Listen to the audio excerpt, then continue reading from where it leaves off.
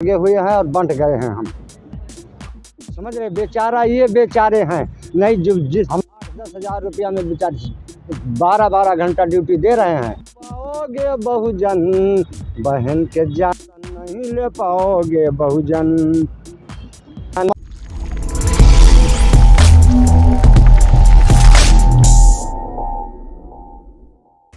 नमस्कार, मैं विजय कुमार पुनिया, आपका हमारे चैनल पर स्वागत है। मैं खड़ा हूँ इस वक्त दिल्ली के अंदर, सेंट्रल दिल्ली में, लाल किले के बराबर में।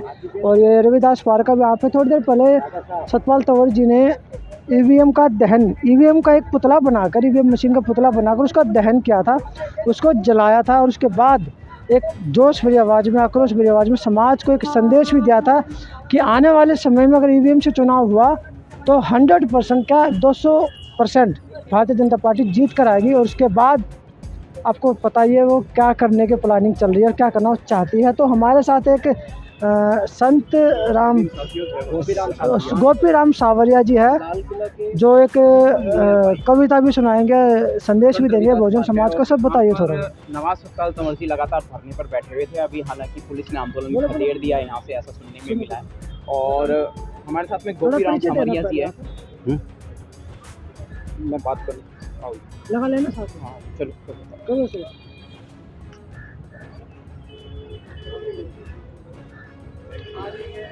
क्या कहना चाहोगे समाज के आज के वर्तमान हालात को देखते हुए? इस समय मैं समाज को यही कहना चाहूँगा कि बहुजन समाज के जागरूक साथियों, अगर पर्सनल किसी थोड़े छोटे टुकड़ों में बंट करके और राष्ट्रीय पार्टी की तरफ नहीं ध्यान दिए, और ये नेता लोग तो हमको बांटने पे लगे हुए हैं और बंट गए हैं। हमारी औकात इतनी हो गई कि हम कुत्ता की तरह हो गए हैं, जो ही आता है पीट के चला जाता है, क्योंकि हम लोग एक तरह से बिखर गए हैं। और जैसे एक ईंट उठा के मारो कुत्ता को तो प्यां से करके भागेगा, उसकी तरफ कोई नहीं आएगा। अगर वही ईंट उठा करके मधुमक्खी पे मार दो तो आपको छोड़ेंगे नहीं, खा जाएंगे। तो आप लोग भूखमरा समाज हो और इस समय और दयनीय हालत होने वाली है। तो मैं तो आप लोगों से यही कहूँगा कि आप लोग मन बना लीजिए कि राष्ट्रीय पार्टी हमारी कौन सी है, और हम सब नेता जितने भी हैं, मैं किसी का नाम नहीं लूँगा, वो आपस में सब कोई एक होकर के अगर इस समाज को बचाना चाहते हैं तो कम से कम इतना करिए कि सब लोग संगठित होकर के और शासन सत्ता पे काबिज हो जाइए। हमारी राष्ट्रीय पार्टी कौन सी आपको पता होना चाहिए? आपके हिसाब से कौन सी राष्ट्रीय पार्टी हमारी राष्ट्रीय पार्टी बहुजन समाज पार्टी है, जो कांसी राम साहब ने बनाया है और बहन जी आज उसको चला रही हैं और बड़े दमखम के साथ चला रहे हैं। कोई ऐसे नहीं कि ऐसे वैसे चला रहे हैं। आपने 5-4 दफ़ा यूपी के अंदर देखा किस तरह से शासन चलाया है, और ड्यूटी करने वाला इतना सख्त रहता था कि अगर ड्यूटी टाइम से नहीं जाता था तो थर थर कांपता था। वो बहन जी की देन है। बड़े बड़े अच्छे धुरंधर यूपी छोड़ करके भाग गए थे। अब जो अपने आप को समझते थे कि मैं हूँ भारत के अंदर, कोई नज़र नहीं आया था।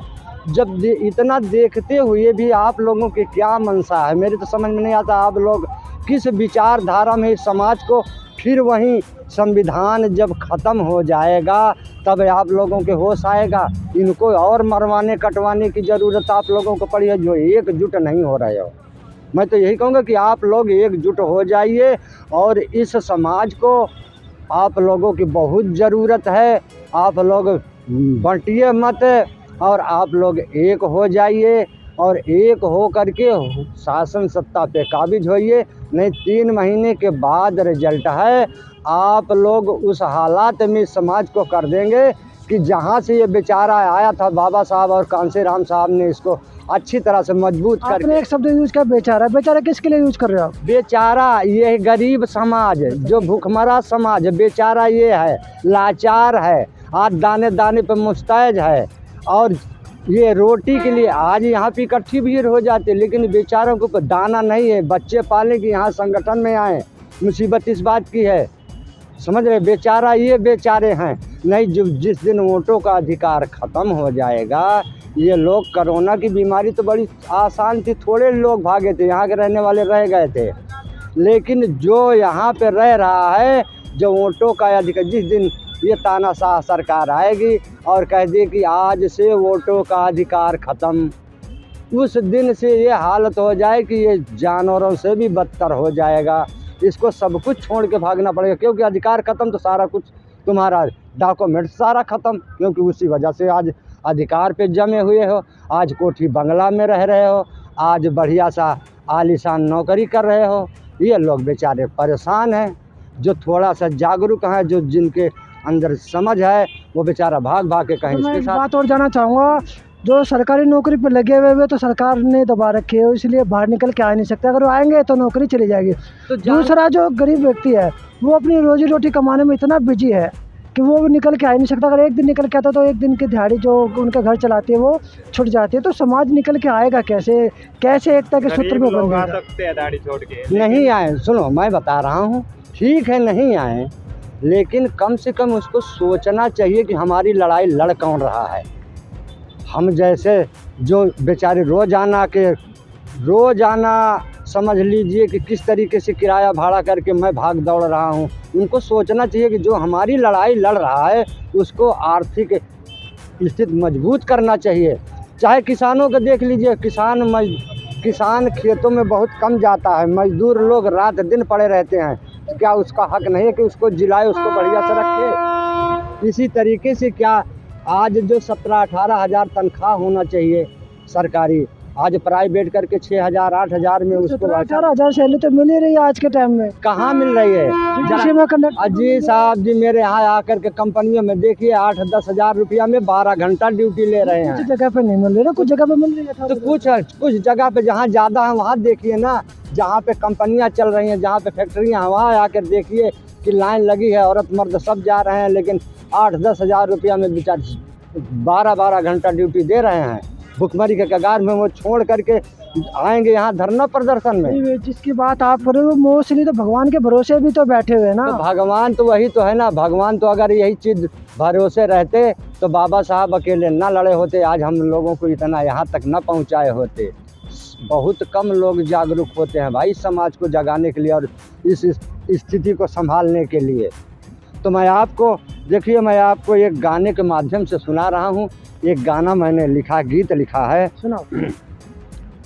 कि शासन ले लो नहीं बाद में पछताओगे बहुजन, कि शासन ले लो नहीं बाद में पछताओगे बहुजन, बहन के जाने के बाद शासन नहीं ले पाओगे बहुजन, बहन के जाने के बाद शासन नहीं ले पाओगे बहुजन।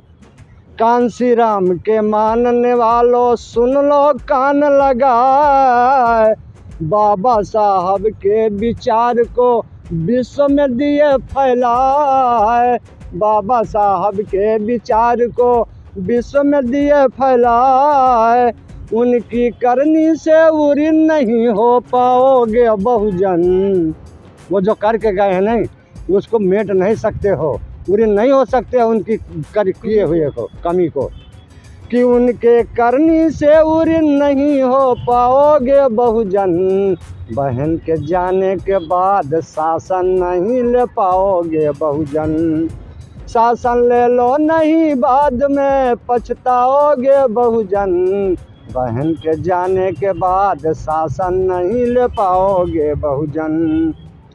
कि जाते जाते कांसी राम जी ऐसा गुल खिलाए, जाते जाते कांसी राम जी ऐसा गुल खिलाए, पाक रिश्ता जो विश्व में उसको दिए थमाई। पाक रिश्ता बहन का रिश्ता होता है, पवित्र रिश्ता बहन का रिश्ता होता है, उसको आपको दे के गई हैं, उसको उस हिसाब से देखिए ना कितनी मेहनत किया है।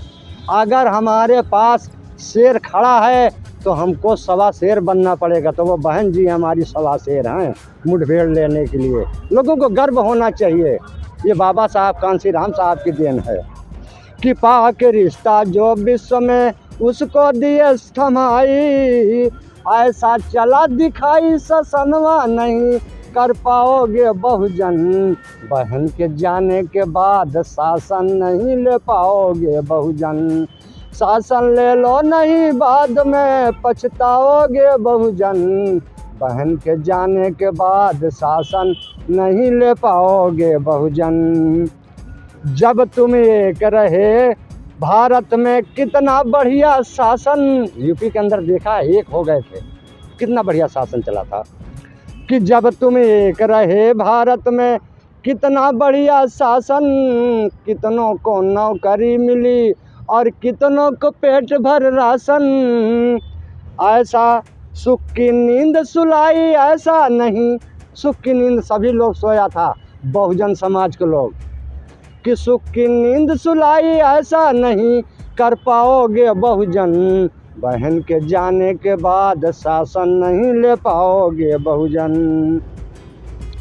कि सुखी खेत और घर और आंगन सुखी रही सब डाली, सुखी खेत घर और आंगन सुखी रही सब डाली, बहन बेटी चाहे जैसे घूमे नजर न आवे गुंडा और मवाली, बहन बेटी चाहे जैसे घूमे नजर न आवे गुंडा और मवाली। शासन प्रशासन रहा थर्राई ऐसा नहीं कर पाओगे बहुजन, बहन के जाने के बाद शासन नहीं ले पाओगे बहुजन, बहन के जाने के बाद शासन नहीं ले पाओगे बहुजन। शासन ले लो नहीं बाद में पछताओगे बहुजन, बहन के जाने के बाद शासन नहीं ले पाओगे बहुजन। कांसी राम जो खेत बनाए मिलकर खेती जोतो, 85 बीघा का खेत है, 15 बीघा का छोड़ दीजिए, साहब ने बता दिया कि हमारा 85 बीघा खेत है, इसकी जुताई बुवाई ढंग से कीजिए।